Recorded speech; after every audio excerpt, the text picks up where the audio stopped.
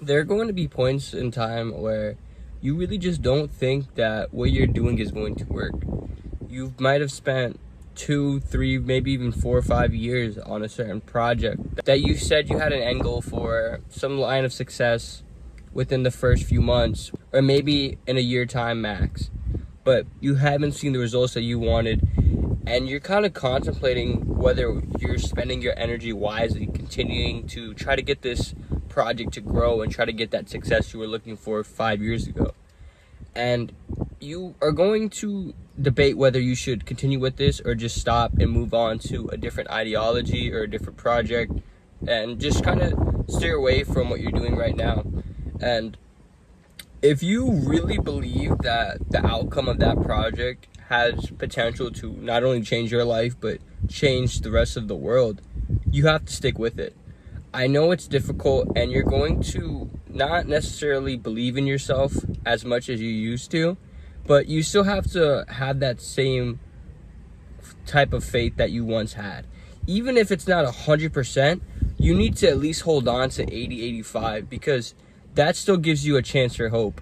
But the moment you let all of your faith go out the window, even if that outcome happens, or even if that outcome was meant to happen, it's not going to give you the same level of satisfaction that you were initially anticipating, as well as the result isn't going to be as successful anyway. At that point, you might as well have just given up earlier, because all you did was fake work on it and kind of go through the motions. And the thing is, people go through the motions and then expect something extraordinary to result in it, when it's only expected, or it should be only expected, to receive an insane amount of results through intense work and dedication and focus. That same effort that you were giving to your project when you first started has to be maintained throughout that entire 5-year journey.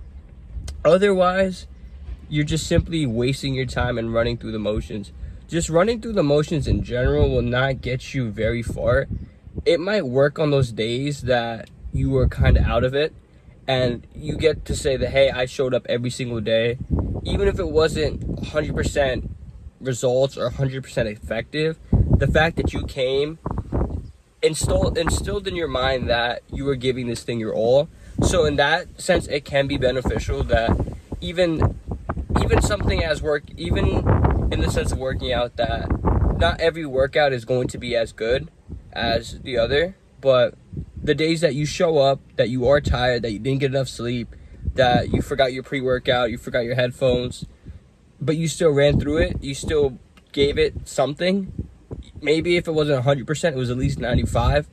It tricks your brain into thinking that you're more dedicated to something, or it allows you to not give yourself excuses, and it doesn't let your emotions control your behavior.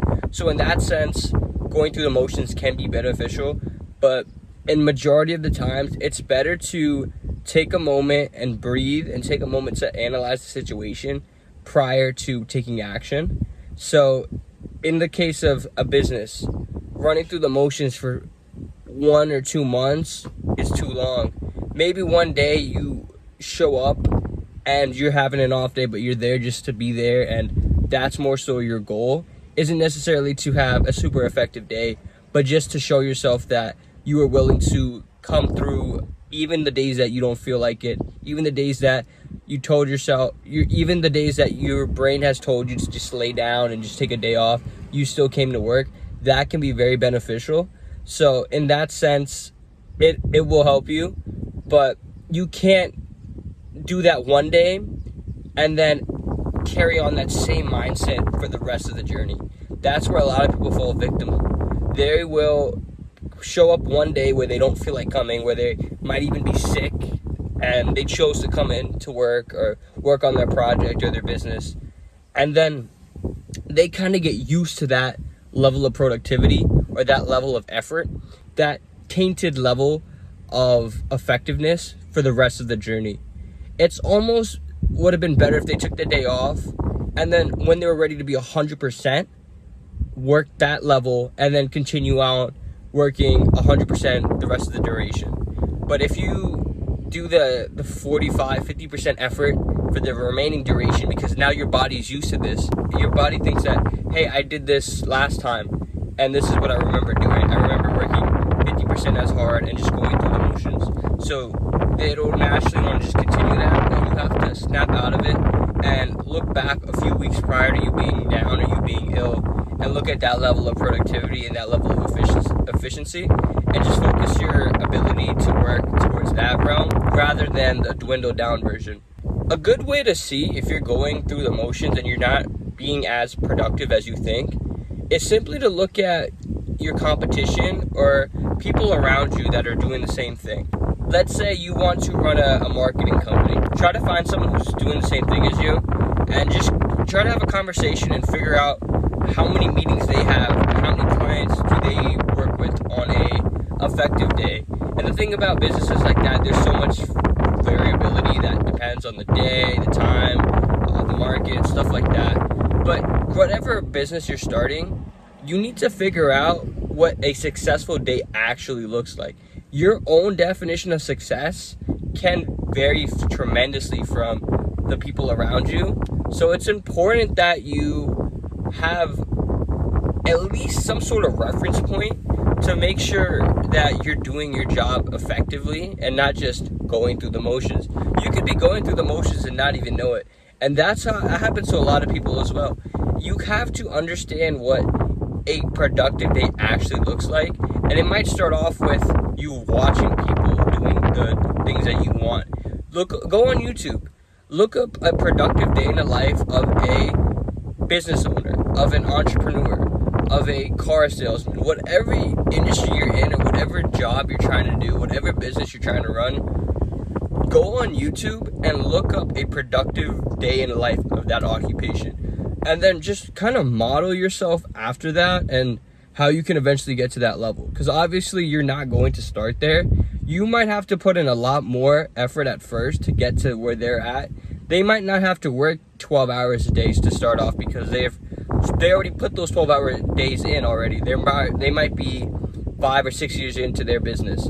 So for you, if you want to get to that level of only having to work 6 or 7 hours a day for your business, you might have to put in 12, 13 hours a day prior in order to get to that level. So don't compare the time that you have to spend on certain activities, but more so the result. How are they getting 3 clients a day? Figure out how many hours you have to put in order to get there, or just keep working until you can get that level. Work until you have 3 clients that automatically are coming back to you every single day or every week, or whatever level of frequency your business requires, to understand how many hours was actually worthwhile. But honestly, you have to figure out what levels of productivity are actually going to be worth it for you, because you could spend a lot of time just wasting and saying you're working towards your goal when really you're just sitting there on your laptop. So honestly, I think the best installments you can do in terms of just being productive, assuming you're not in the state of flow right now, because sometimes there's going to be moments where you're just in a groove and you're able to just work way longer hours. But I prefer the 2-hour time blocks. Work for 2 hours, take a 15-minute break, and really take that break. Go outside, no technology, maybe check messages if you have to, but really just take that time for your brain to soothe down. And it's a lot more beneficial to work with this schedule rather than just working 12 hours straight, because eventually you will be having diminishing returns. And that basically means that you're doing yourself a disservice by putting more effort in, because the level of reward you're getting for your time commitment is not equivalent to what it was a few hours ago. So figure out where you can get to that point where your effort is worthwhile and it's being maximized. And once you get to that point, once you get to that number, then you have to take your break. You have to just chill out. Working 24 hours every single day is not possible. Working 12 hours every single day straight is not possible. People take breaks, whether it's a 5-minute break, a 10-minute break, a 15-minute break. Whatever break works best for you, you need to take in order to optimize your future of your business and avoid running through the motions.